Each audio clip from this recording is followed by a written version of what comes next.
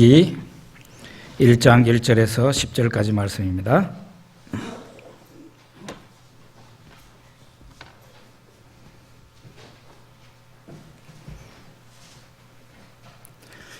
같이 읽어보겠습니다. 사사들이 치리하던 때에 그 땅에 흉년이 드니라. 유다 베들레헴의 한 사람이 그의 아내와 두 아들을 데리고 모압 지방에 가서 거류하였는데 그 사람의 이름은 엘리멜렉이요 그의 아내의 이름은 나오미요 그의 두 아들의 이름은 말론과 기론이니 유다 베들레헴 에브랏 사람들이더라. 그들이 모압 지방에 들어가서 거기 살더니 나오미의 남편 엘리멜렉이 죽고 나오미와 그의 두 아들이 남았으며 그들은 모압 여자 중에서 그들의 아내를 맞이하였는데 하나의 이름은 오르바요 하나의 이름은 루시더라. 그들이 거기서 거주한 지 10년쯤에 말론과 기론 두 사람이 다 죽고 그 여인은 두 아들과 남편의 뒤에 남았더라.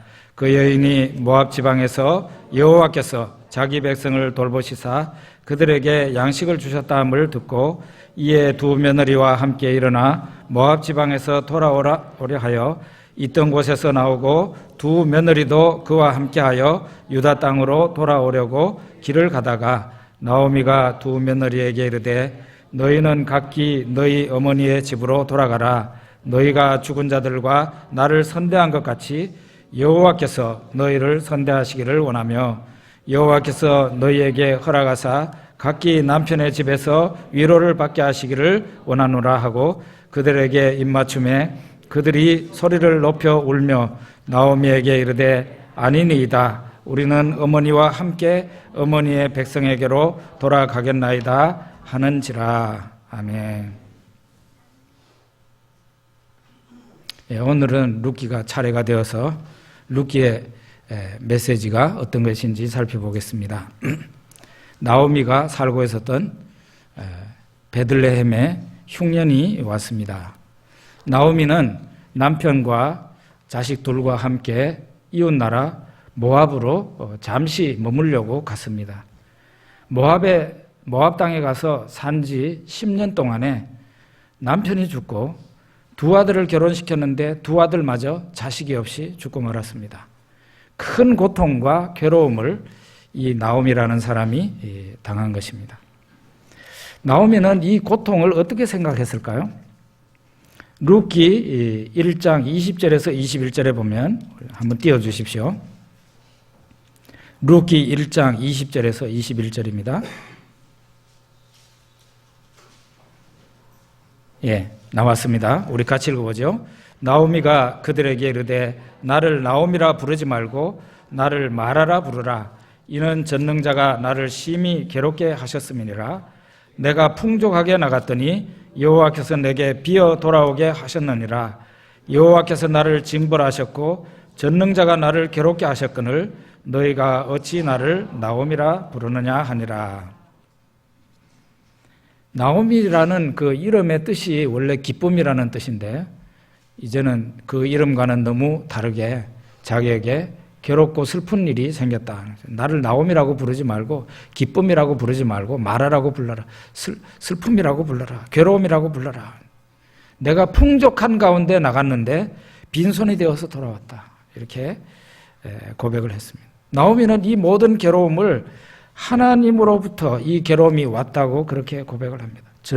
여호와께서 나를 징벌하셨고 전능자가 나를 괴롭게 하셨느니라. 이렇게 말을 합니다. 누가복음 15장에 보면은 예수님이 해주신 탕자의 이야기가 나옵니다. 룻기의 이 나오미의 이야기와 아주 비슷한 그 이야기 전개를 합니다. 탕자가 아버지를 떠날 때는 어떻습니까? 풍족함을 가지고 그가 떠났습니다. 그러나 아버지를 떠난 후에 살기 힘들어지고 점점 어려워져서 나중엔 돼지가 먹는 밥을 같이 먹으려고 하는데 그것도 풍족할 수가 없었습니다. 그러자 그는 어떻게 합니까? 자기 아버지 집의 풍족함을 생각을 하고 자기 아버지 집에도 종이 있지만은 종이 지금 현재 내 형편보다는 훨씬 낫다 이런 생각을 하게 됩니다. 그래서 어떻게 합니까? 아버지를 떠난 그 아들이 다시 아버지 품으로 돌아간다는 얘기가 바로 누가복음 15장의 탕자의 이야기입니다. 우리가 하나님과의 관계가 멀어질 때 난관을 만나고 병들게 되고 생활이 힘들어지는 것은 당연합니다. 그럼 그때에 우리가 어떻게 생각해야 옳겠습니까? 나오미는 하나님이 나를 괴롭게 하는 것이라고 생각을 했습니다. 하나님과의 관계에 내가 문제가 있으니까 이런 일이 생긴 거다. 하나님이 나를 치시고 나를 괴롭게 하신 거다. 이렇게 나오미가 생각했습니다. 이렇게 생각하면 어떻게 되겠어요? 하나님께로 돌아가야 되겠다는 그런 생각이 들게 되고 그렇게 실천할 수 있죠. 그러면서 또 돌아온 사람에게, 우리가 나오미를 보면 알지만 돌아오는 그 사람에게 하나님의 은혜가 다시 회복이 되고 하나님의 은혜가 임하기 시작하죠. 그게 바로 룻기가 우리들에게 말하고 있는 것입니다. 룻기가 또 숨겨져 있는, 룻기 안에는 숨겨져 있는 대단한 그 사상이라고 그럴까요? 하나님의 그 메시지가 있는데 그것은 바로 헤세드라는 굉장히 우리가 히브리어, 이스라엘 언어, 히브리어이기 때문에 잘 접할 수 없는 단어입니다만은 헤세드 사상을 우리가 볼 수가 있습니다. 성경학자들은 룻기에서 한 단어를 끄집어낸다면 어떤 단어가 제일 중요한 단어인가? 어떤 단어를 집어낼 것인가? 아마 많은 사람들은 그런 단어는 없지만은 효도라는 말을 생각할 가능성이 많습니다. 우리나라 사람들 같은 경우. 그러나 룻기에서는 이 헤세드라는 단어가 룻기의 중심 단어다. 그렇게 보는 게 모든 성경학자들의 통일된 견해입니다. 룻기 1장 8절을 우리가 한번 보겠습니다. 룻기 1장 8절. 우리 같이 읽어보죠. 나오미가 두 며느리에게 이르되 너희는 각기 너희 어머니의 집으로 돌아가라. 너희가 죽은 자들과 나를 선대한 것 같이 여호와께서 너희를 선대하시기를 원하며 그랬습니다. 선대라는 말이 여기에 나왔습니다. 나오미의 두 며느리가 시어머니를 선대했다고 그렇게 말하고 있어요. 시어머니 나오미는 당시 어떤 형편이었어요? 경제적으로 돈 한 푼 없고 사회적으로 아무런 힘도 없는 그런 노인이었어요.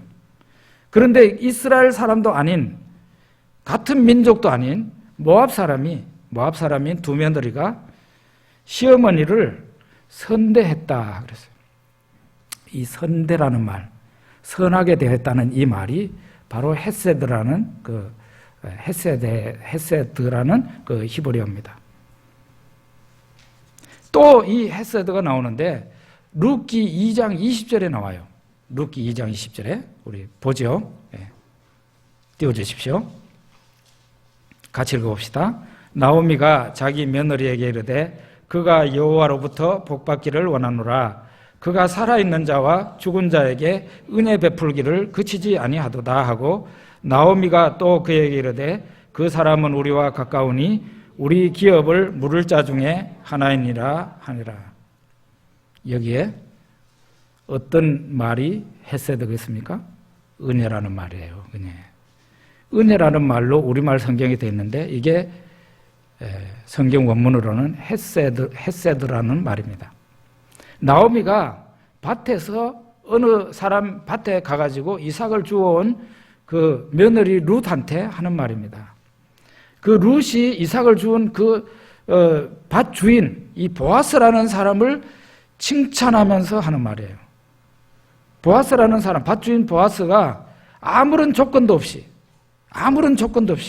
이 나오미와 룻에게 은혜를 베푼다 그런 말이에요. 아무것도 나올 것 없는 사람들이에요. 힘없는 사람들이에요.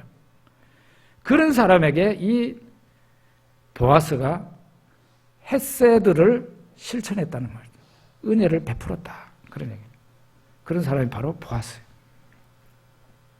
또 헤세드라는 말이 또 나오는데요.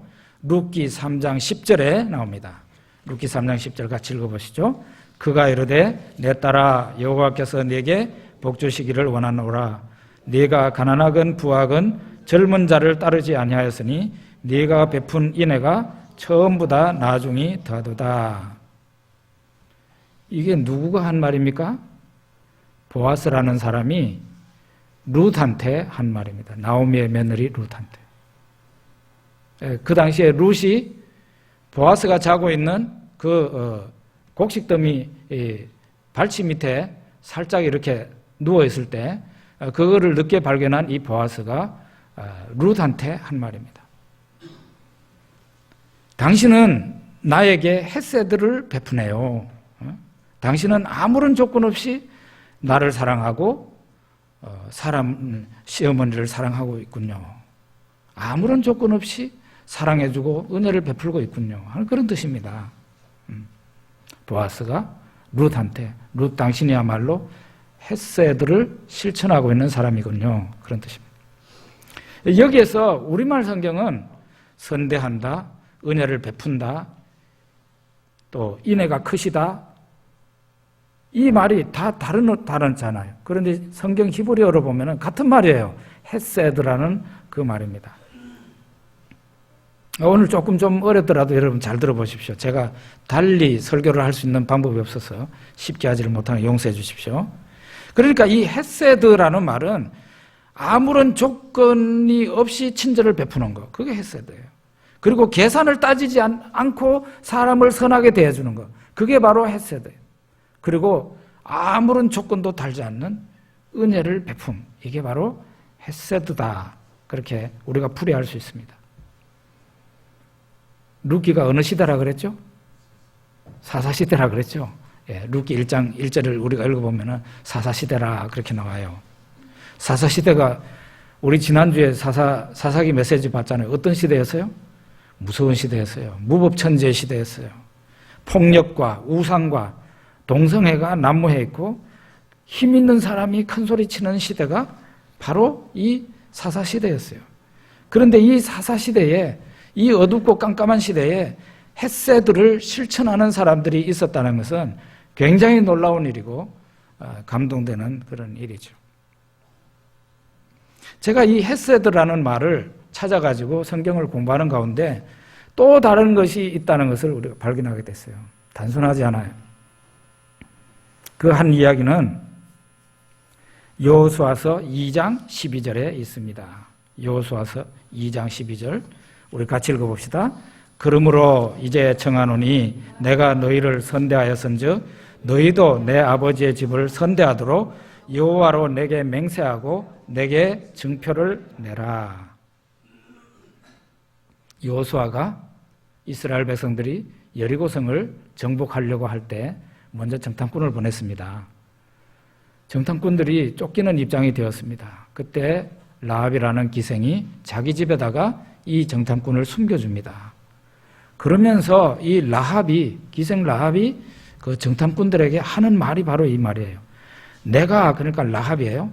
내가 너희를 정탐꾼을 선대하였은즉 너희도 내 아버지의 집을 선대하도록 여호와로 내게 맹세하고 내게 증표를 내라. 그랬어요. 증표를 내라. 그 기생 라합은 지금 쫓기고 있는 위급한 정탐꾼들에게 무엇을 베풀었어요? 이 선대라는 말이 헤세드라는 말이에요. 정탐꾼들에게 무조건적인 선대와 은혜를 베풀었어요. 그래서 그들을 감추어 줍니다. 헤세드를 베풉니다. 그리고 그들에게 요구를 합니다. 무엇을 요구합니까? 당신들을 또 나를 선대해야 됩니다. 내 아버지 집을 선대해야 됩니다. 하나님으로 맹세하고 하나님의 이름을 걸고 맹세하고 증표를 내십시오. 이렇게 얘기를 합니다. 우리가 이 장면을 보게 되면은 헤세드는 또 다른 특별한 의미가 있다는 것을 알게 돼요. 그것은 헤세드를 받은 사람은 헤세드의 의무를 가지는 거예요. 내가 그 사람에게 또 나중에 기회가 있을 때 갚아야 된다는 거예요. 갚아야 된다는 거예요. 정탐꾼들은 어떤 입장이었어요? 위급한 상황이었고 목숨이 왔다 갔다 하는 그런 상황에 여리고성의 기생 라합의 선대 헤세드를 제공받습니다. 무조건적인 사랑과 은혜를 받습니다. 선대를 받습니다. 그리고 기생 라합이 요구를 합니다. 내가 당신들에게 이와 같이 헤세드 했으니 당신들도 이 땅에 들어와서 점령할 때 나와 내 아버지 집을 보호해줘야 됩니다. 헤세드 해줘야 됩니다. 이게 바로 헤세드의 상호 의무입니다. 상호 의무. 예? 이게 굉장히 중요한 사상이에요. 그럼 우리가 의문이 생기잖아요. 헤세드를 받은 사람이 되갚을 능력이 없으면 어떻게 되느냐. 물질적인 도움을 어떤 사람한테서 받았습니다.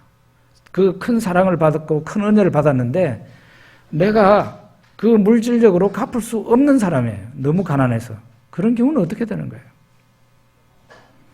바로 아까 우리가 읽었던 그 본문인데요. 룻기 1장 8절에 보면은 나옵니다. 룻기 1장 8절 우리 다시 한번 읽어보죠. 나오미가 두 며느리에게 이르되 너희는 각기 너희 어머니의 집으로 돌아가라. 너희가 죽은 자들과 나를 선대한 것 같이 여호와께서 너희를 선대하시기를 원하며. 이 선대라는 말이 헤세드라는 말이에요. 너희가, 그러니까 두 며느리에게 하는 말이에요. 너희가 이제 친정으로 돌아가라는 겁니다. 너희 어머니에게로 돌아가라. 너희 두 사람이 나에게 선대, 그러니까 헤세드를 베풀었는데 여호와께서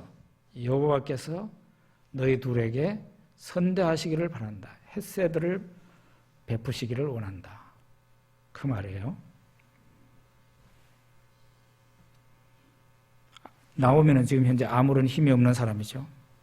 그러니까 어떤 데다가 호소를 합니까? 하나님께 호소를 합니다. 하나님, 이 사람들이 나에게 베푼 이 헤세드를 나는 아무런 힘이 없사오니 이들에게 헤세드의 의무를 하나님께서 대신해 주십시오. 그런 얘기입니다. 성경에 이런 부분이 눈에 띄게 되면은 성경이 달리 보이게 됩니다. 룻기를 그냥 읽으면은 굉장히 쉽고 단순하고 그런 재미있는 이야기처럼 보이지만 실제로는 이런 부분을 건드리면서 들어가 보면은 룻기가 우리들에게 주는 메시지가 엄청 큰 확성기와 같이 들린다는 것을 우리가 알 수가 있어요. 예수님이 말씀하셨어요. 누가복음 14장 13절 14절에 보면 한번 거기에도 띄워주십시오. 누가복음 14장 13절 14절 같이 읽어봅시다. 잔치를 베풀거든 차라리 가난한 자들과 몸 불편한 자들과 저는 자들과 맹인들을 청하라. 그리하면 그들이 갚을 것이 없으므로 네게 복이 되리니 이는 의인들의 부활 시에 네가 갚음을 받겠음이라 하시더라.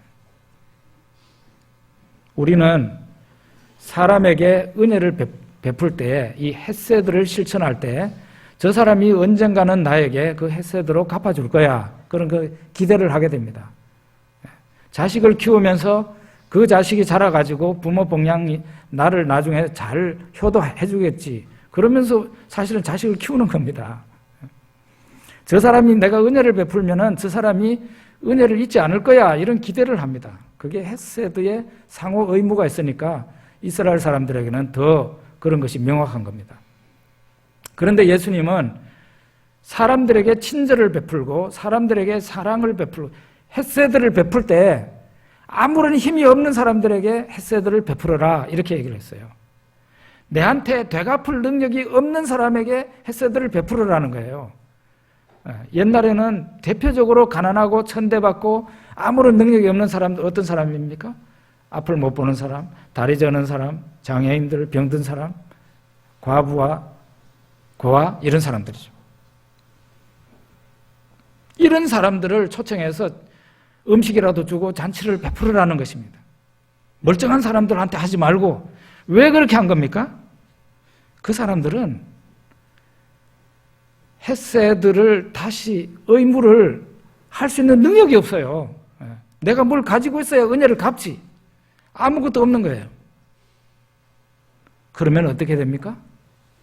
하나님이 그 힘없는 자를 대신해서 헤세드의 의무를 하나님이 대신하신다. 이런 얘기입니다. 이게 바로 헤세드의 의무, 상호 의무라는 것입니다. 자, 그럼 보십시오. 하나님은 힘없는 자를 위해 어떻게 헤세드의 의무를 대신해 주셨을까요? 며느리 룻이 헷세드로 시어머니 나오미를 복량했습니다.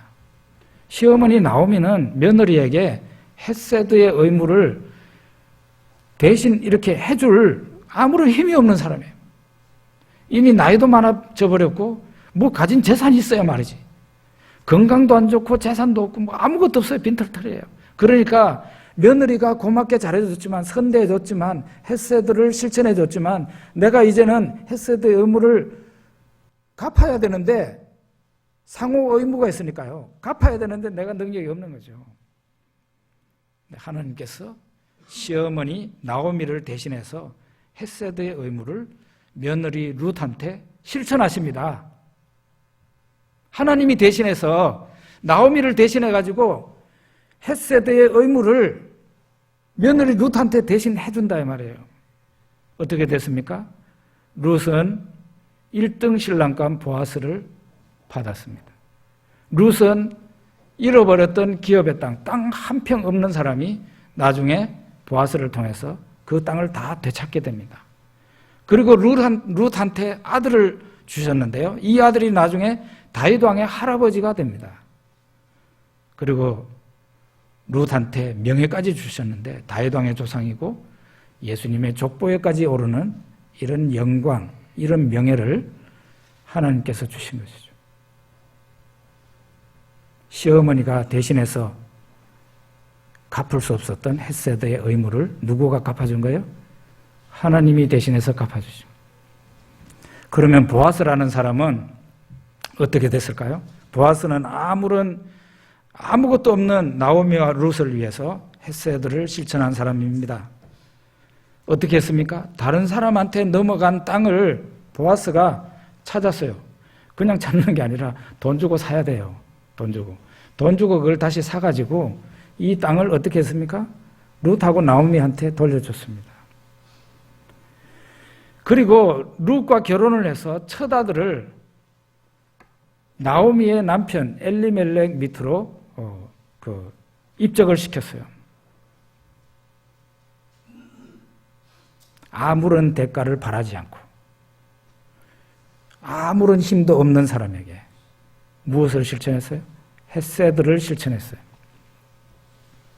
보아스의 이런 헷세드에 대해서 하나님이 원래는 누구가 갚아야 돼요? 룻이 갚아야 되고 나오미가 갚아야 되는데 그 두 사람이 아무런 힘이 없는 사람이니까 하나님이 대신해서 갚아주셨는데 보아스는 다윗 왕의 조상이 되었습니다.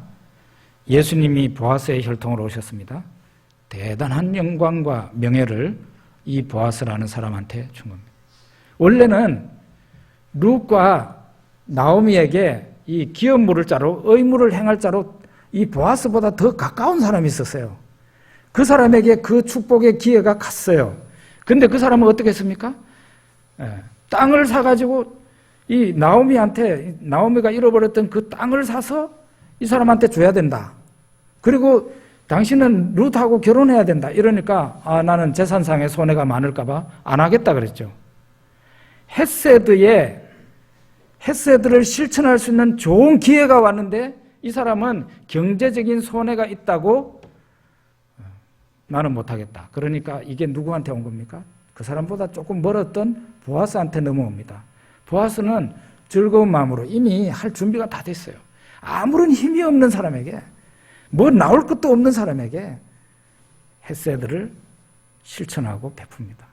그런데 그 사람들은 아무것도 나올 게 없는 사람이니까 원래는 그 사람이 갚아야 될 거를 하나님이 대신해서 갚아주는데 보아스에게 어마어마한 영광과 영예가 주어졌다는 것입니다.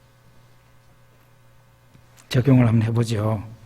이 세상에 살면서 헷세드를 실천해야 될 사람이 있는가? 여러분과 저에게 우리가 세상을 살아가면서 실천을 해야 될 사람이 있을까? 그 사람은 특별히 나의 도움을 필요로 하는 사람입니다. 내가 그 사람을 도와줘야 되는 거죠. 솔직히 말해서 아무런 힘과 능력이 없는 사람이고 내가 도와줘야만 될 사람. 아무런 조건을 달지 않고 아무런 힘도 없는 사람에게 베푸는 것이죠. 룻이 늙은 시어머니 나오미에게 한 것처럼 보아스가 아무것도 나올 것이 없는 나오미와 룻한테 한 것처럼 우리의 헤세드가 필요한 사람이 있다는 거예요. 두 번째는 우리가 살아오면서 어떤 사람들에게 헤세드를 받았는지 생각을 해볼 필요가 있습니다. 어떤 사람에게 은혜를 받고 사랑을 받고 친절을 받았는지 생각을 해볼 필요가 있어요. 그 헤세드는 상호의 의무를 가지는 거예요. 옛날에 은혜를 입었던 사람은 자기가 그 은혜를 갚아야 되는 것이 바로 헤세드의 의무예요. 대표적인 것이 무엇이라고 생각하십니까? 이 시대에? 과거에 내가 어마어마한 헤세드의 은혜를 입었는데 지금 그 사람이 나의 헤세드의 의무를 필요로 하는 사람이 누구겠습니까? 부모님이에요, 부모님. 예? 부모님이란 말이에요.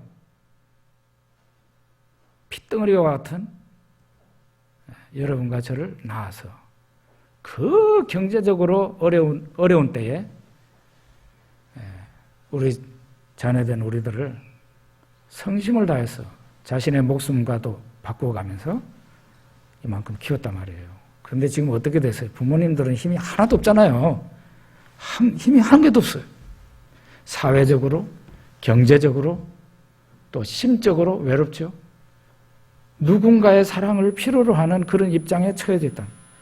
이런 상황에 헤세드의 그 사랑을 받고 은혜를 받았던 사람이 그 의무를 충분히 할 수 있음에도 불구하고 그것을 안 한다면 어찌 하나님을 믿는 사람이라고 할 수 있겠나. 헤세드의 의무를 행하라는 것이에요. 부모 공경이 바로 그것이에요.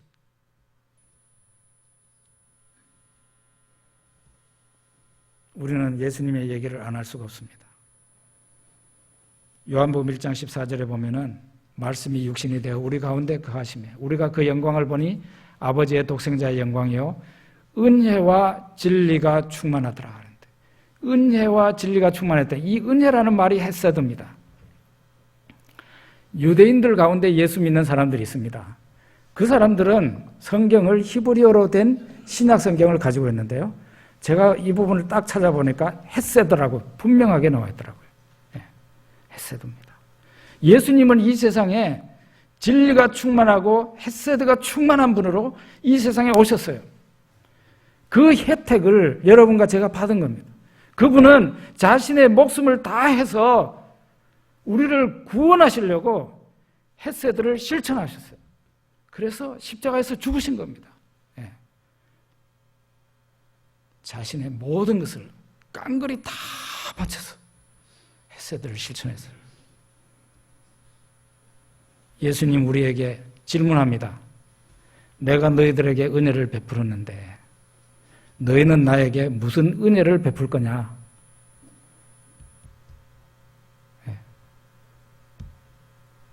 내가 너희들에게 은혜를 베풀었는데 너희는 나에게 무슨 은혜를 베풀 것이냐? 내가 너희들에게 헤세드를 실천했는데 너희들은 나에게 그 상호 의무로 어떻게 그 헤세드를 실천할 거냐? 그 사랑에 가장 강력하게 이끌린 사람이 사람 중에서 사도 바울입니다. 사도 바울은 평생 빚진 자의 마음을 가지고 자신의 평생을 드렸죠. 우리 기도하겠습니다.